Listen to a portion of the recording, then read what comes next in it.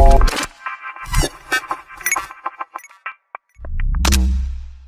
listeners. I'm your host, Jayasree, and you're listening to TALRadio powered by Touch a Life Foundation. Welcome to Leadership for Life with Kyra Cavanaugh, President of 15B Wellbeing, a company dedicated towards creating learning experiences for leading corporations, workplaces, teams, groups, and individuals. Because they believe that no one should sacrifice well-being for performance. In today's interview, we're going to focus on leading with an open heart. Okay, so what do we mean by leading with an open heart? Let's learn that from our very, very lovely and warm Kyra. Without any further delay, let's welcome her onto our show. Hello, Kyra. Welcome back on TALRadio. Thank you, Jayasree. Hello, everyone. I'm so happy to be with you today to talk about open-heartedness and how it can influence our leadership to a great potential. Perfect and wonderful. So my very first question that I mentioned in the intro itself, what does it really mean to lead with an open heart? Thank you for asking that question. I'm going to encourage you to think about 3 treasure centers, 3 energy centers inside each one of us. One is our brain, the next is our heart, and the last is our body. And the masters, ancient masters, shared with us that we have these 3 treasures. I love that term. So when we think about what does it mean to be open-hearted, it means to really tap into the treasure of our heart, to open up to attributes like using compassion, forgiveness, kindness, understanding, joy, love in our leadership. It involves and invites us to understand how we're feeling in every moment of the day and to bring that sense of empathy and compassion to other people. So hopefully, even as I explain that, perhaps you can start to feel how that's very different than leading with your brain, with rational thought, with judgment and analysis. Beautiful. I really love the definition for it. And how does leading with an open heart influence your daily interactions? Let's start with that basic, simple thought. Love this question. So, first of all, do you recognize you have an emotional life? Do you know how to identify what your heart is actually feeling?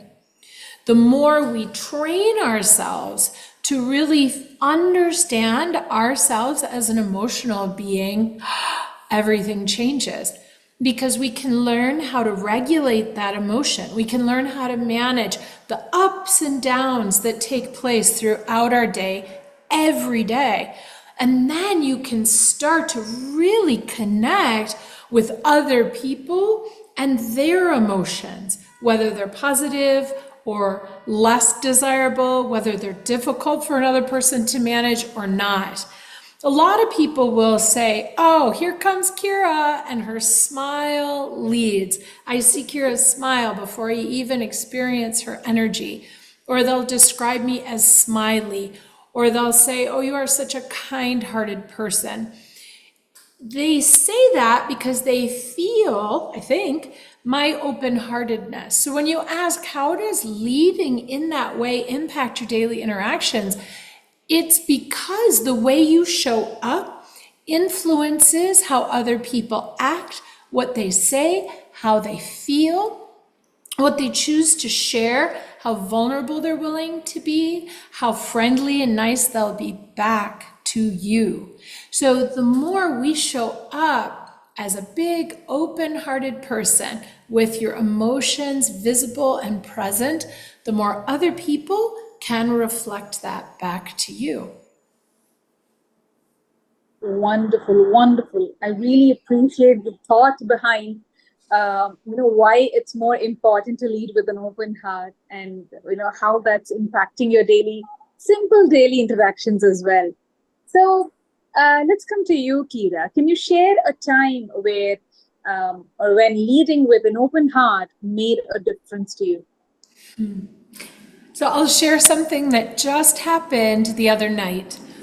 So I was at a garden party and I knew many of the people there, but there were some new friends that I was making, some new people that I was talking with. And I just happened to share the energy work that I do and that I'm a well-being consultant with somebody that I was just meeting for the first time. The evening went on, we all shared a meal together, and then someone who I had barely spoken to came up and she said, I have a problem, and this woman told me you could heal me. And I have to say I was very taken aback. And in that moment, my head went to arguing this point. I'm not a healer. I'm not a healer for hire. I'm not someone who in the middle of a party is going to stop everything that I'm doing to heal somebody. And my head was just going and going and going. I started to feel defensive. I started to feel exposed. And then I dropped into my heart and I thought, what is going on with this person right now that she's seeking a healer, that she's coming to me and she's open, she's realizing she's hurting and she would like some help.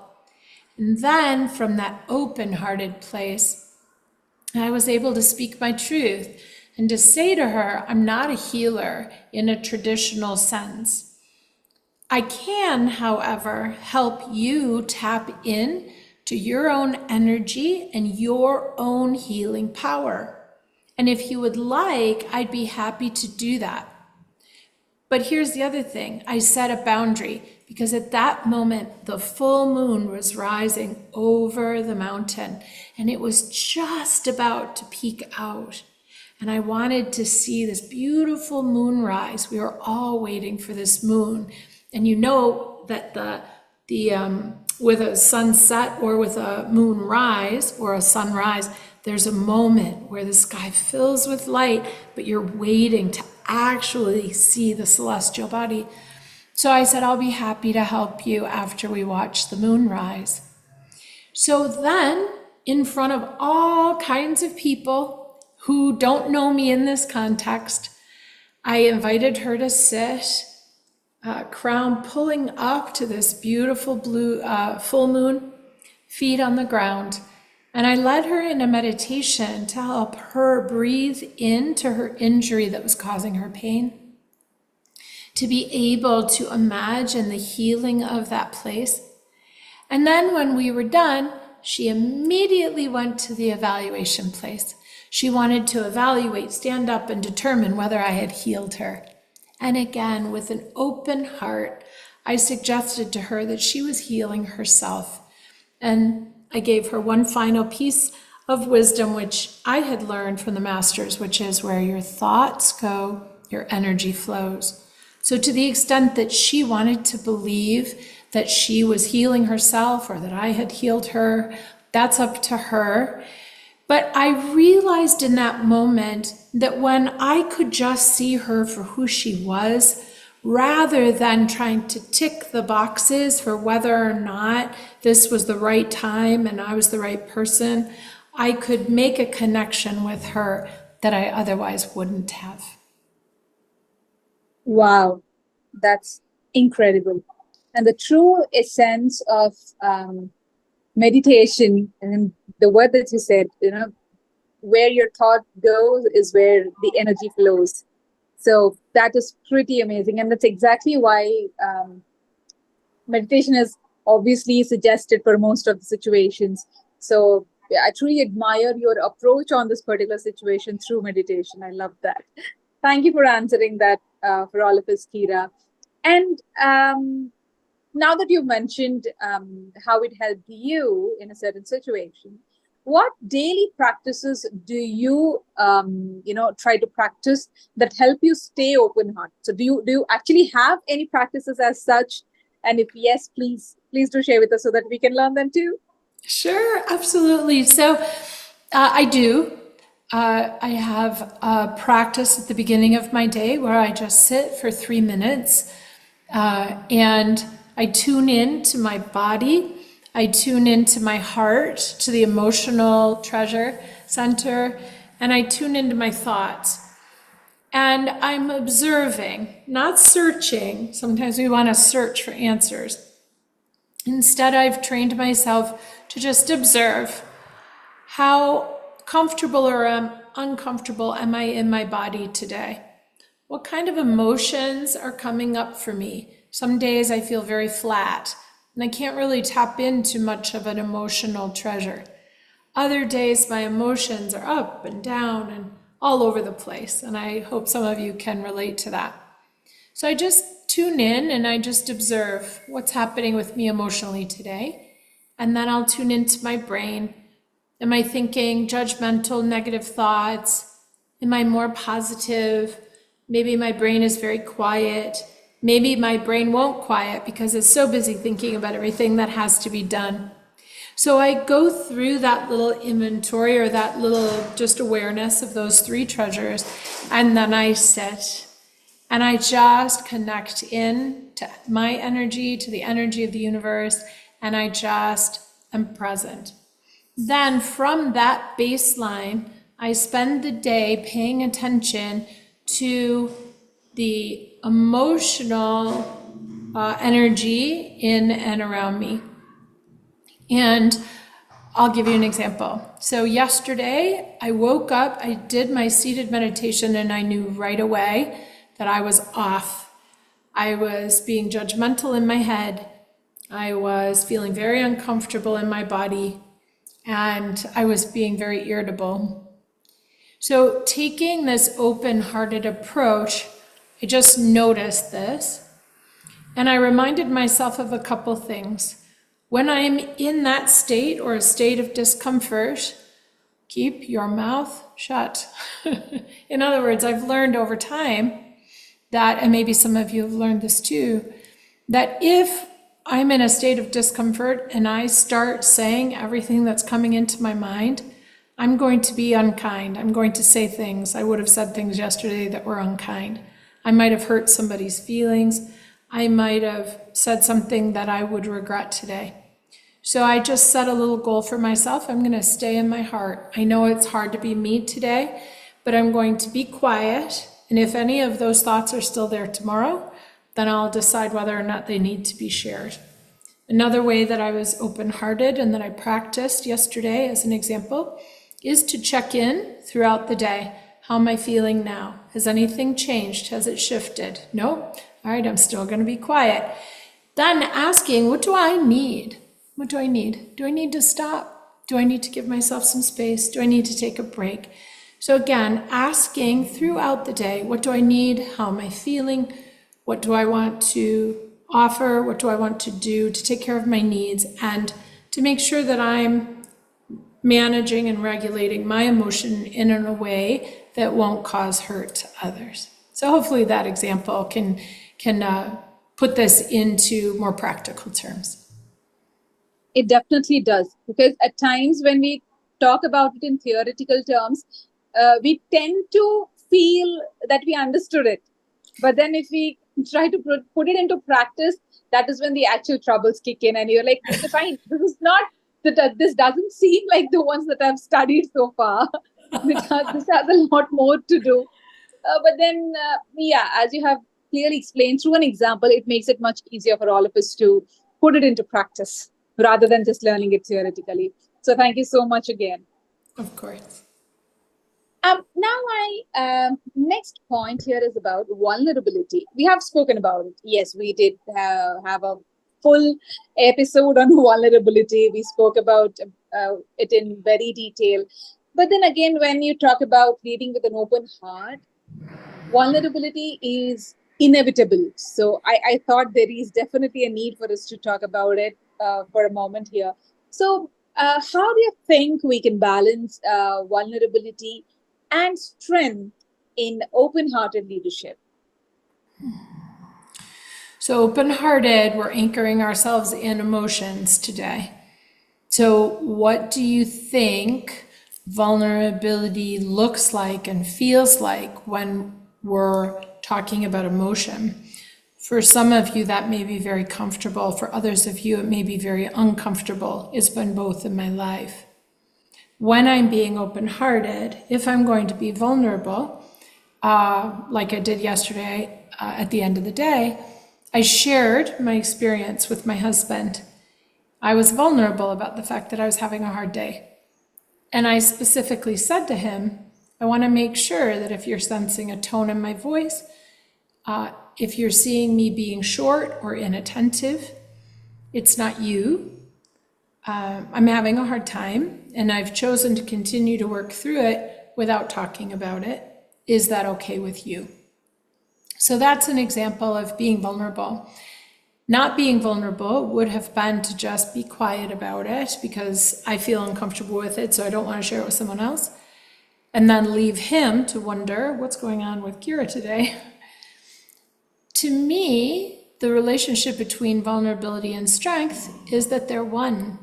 Oftentimes we can see vulnerability as a weakness, but when you try exposing and sharing, connecting with other people around your experiences, your feelings, your physical well-being, etc., financial well-being too, the more we're willing to share that, it actually turns into a strength. Why? Because then I'm revealing enough of myself that perhaps you'd like to make a connection with me. When I share a personal story about having a difficult day yesterday and having this conversation with my husband, perhaps you can relate. Perhaps you know of a time, or you might hear that story and desire to do it too. So we've made that connection. To me, that's a strength. That's not a weakness. Love how you ended that. It's a strength and not a weakness. Perfect. So I'm sure all of our listeners are listening to this with utmost attention, because vulnerability, as you rightly mentioned, is often seen as a weakness. And yes, we did speak about it, but it is a strength that a lot of people do not have the courage to exercise. So I believe it's very important for us to build this particular strength of being vulnerable. Yes. I love that. Thank you, Kyra. And Of course. again, I want to come back to you. I want to ask you personally more questions about leading with an open heart, because I love the way you speak, and I really love our interactions on the interviews and out of the interviews as well. I can actually sense the kind of a leader you are, and the kind of a person you are to your peers or to your employees, or for that matter to me as well. I really love the way you talk to me personally too. So I really wanted to focus this more on how you deal with the open-heartedness. So now my question to you is, how do you handle challenges to your open-hearted approach? It's hard sometimes.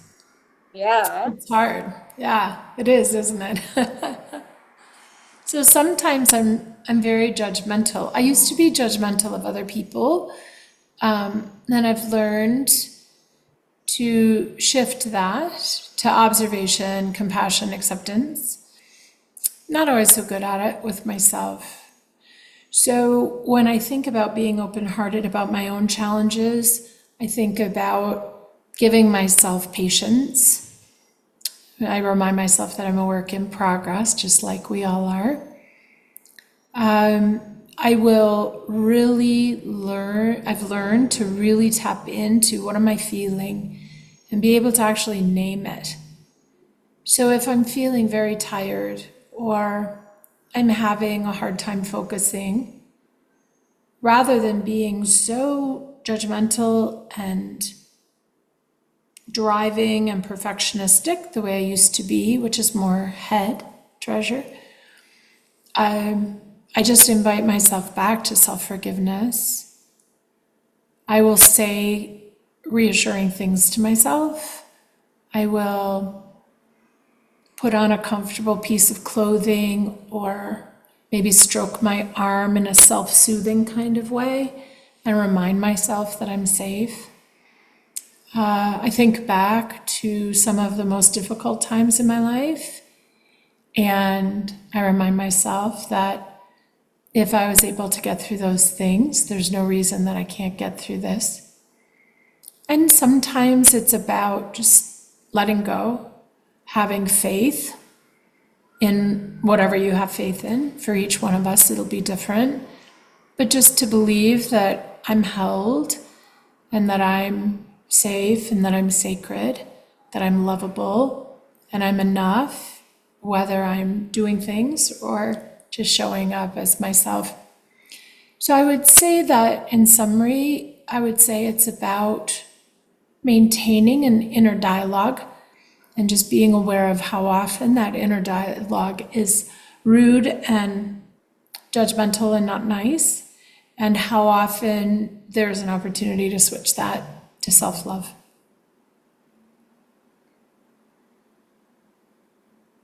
Wow, it's beautiful. I'm actually lost in trying to figure out this every sentence that you have said.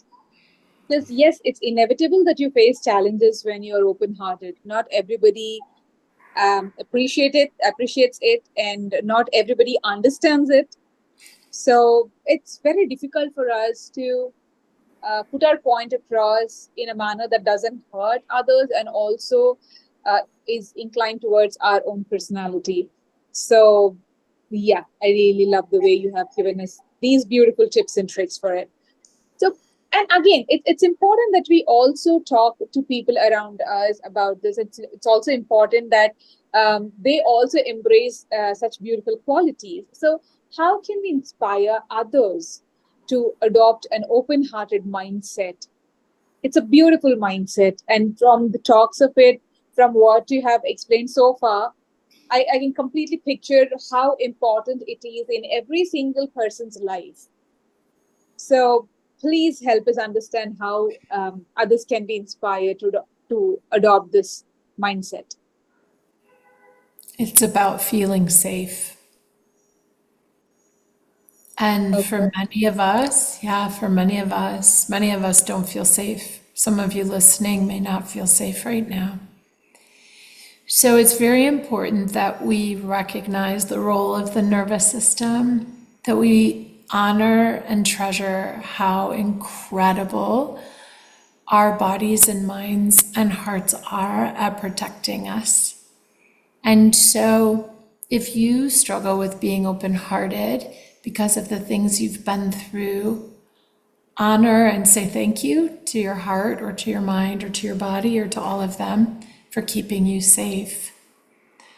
Open-heartedness oftentimes is something we experience as children, and then things happen to us and we close ourselves off, oftentimes for self-protection. And so the process of reopening our hearts happens sometimes slowly and sometimes not at all, based on what we've been through. So I would ask you to consider, how safe do you feel? And that can vary and shift from person to environment to situation to conversation. And then ask yourself, if you feel safe, what is one vulnerable thing you could do or say or share to crack open that heart even a little bit? And try with things that are less risky, that don't take as much courage to get started. And then observe what happens. Perhaps you share a recipe for something, some kind of food that you just absolutely love, and you decide to share it with someone that's becoming a friend. That isn't too personal, but it's certainly, cooking might be, like it is for me, very much a heart-based activity. I cook for the love of the food and the land and the people that I'm feeding. So for me, sharing a recipe might be a first step, and then see what happens. Does that person honor, reciprocate, thank you, hold you in high regard for that vulnerability? Or do they criticize, shut down, minimize? That would make you feel maybe less safe. And so it's a matter of trial and error and seeing if that person is open as I share something that isn't too vulnerable. They were open, they were respectful, I feel safe. Maybe I go another level deeper, and you just keep practicing until you find a comfort level that's right for you, and it's going to be different for each one of us. So I would suggest that it's really about testing out, trying out, observing what happens. And the safer you feel, the more secure you feel, the more comfortable you feel, the more then you can start with your open-hearted experiment. Wonderful. And it actually helps us encourage this open-hearted interactions and create this beautiful environment around us as well, right? So it isn't that hard to make people around you understand you in a simpler manner. But that is it all about, being simple, being as simple as you can. I really love the definition for it. Really wonderful. And for me, last question for you, Kyra, because decision making is hard, definitely. Sometimes we may feel it's, okay, fine, I just decided on this, and you might not really think much about it. But when you're leading an organization, or when you have people who you are answerable to and people who you are responsible for, every decision that you take is definitely a really lot more important. So how does an open-hearted approach affect the decision making here? An open-hearted approach is holistic. So you're looking at the entire system that's going to be impacted, the people, the consequences, and you're making a decision based on that whole picture. That's one. The second is it's human. You're considering the impacts and implications of your decision on human beings. And the third is it invites awareness. So you make a decision to do something, watch. How does it make you feel that you decided that? What is the feedback you're getting from other people? You've got to ask them, what was the impact of this decision on them? And the more that you start to gather data, gather feedback around, I made this decision for these reasons, what was the downstream impact or implication of that? The more that gives you reinforcement, it gives you feedback, and it creates this virtuous cycle so that you can feel more confident about making a decision. And then that decision, you gather data, then you make another decision. But that data isn't just to the brain. It's not just rational. It's not just numbers. It's not just mathematical equations and conclusions. It's feelings-based. It's more holistic in its impact.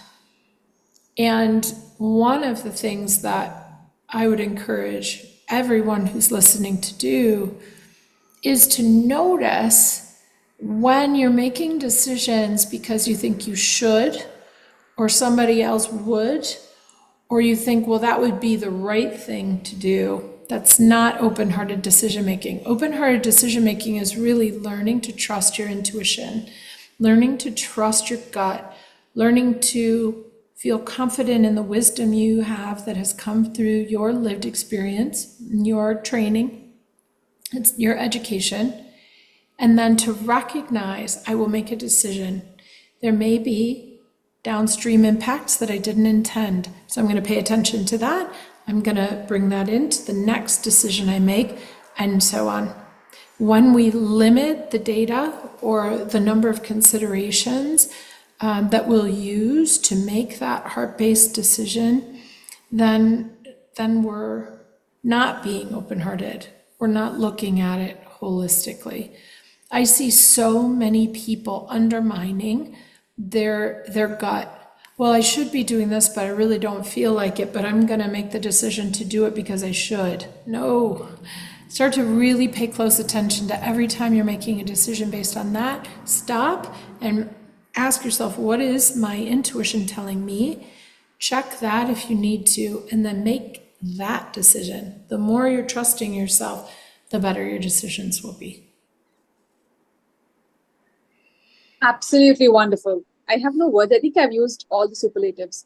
The reason I'm saying it, the reason I'm saying it is because this kind of learning, unfortunately, to most of us, at least the millennials. Okay, I see the Gen Z is a bit fortunate in this because the millennials have grown to be more matured because our era was kind of different. But the reason I'm saying this is because we haven't received this kind of education when we were young. This is not what we have learned when we were young. It was, I don't want to complain, but most of the countries, I can say, it was a simple rat race. Everybody's running, so I need to run. Everybody's climbing a tree, so I need to climb a tree. No matter who you are, no matter what you do, I don't know. That was how we were long years ago. But then, fortunately, the generations now, they're able to learn this right from a young age, and from the parents, luckily, who are millennials, who learned the hard way and who are trying to get better and teach their kids better. So the main purpose of trying to bring experts like you onto our shows to explain such beautiful topics and talk about things that most of us have never heard about is simply because of this, because we want to give the coming generation a lot more learning so that they can live their life to the fullest and lead with pride, and they can be really brave. Yeah, that's what I can say. So thank you so much, Kyra, for giving us this beautiful insight on leading with an open heart. I feel this was really needed, much needed, and I'm really glad I had this conversation with you today. Thank you so much for your time and energy again. Thank you so much. Have a beautiful day. Thank you. So that was Kyra Cavanaugh for all of you today. And you're listening to TALRadio, powered by Touch a Life Foundation. This is your host, Jayasree, signing off for today. Stay tuned and keep learning.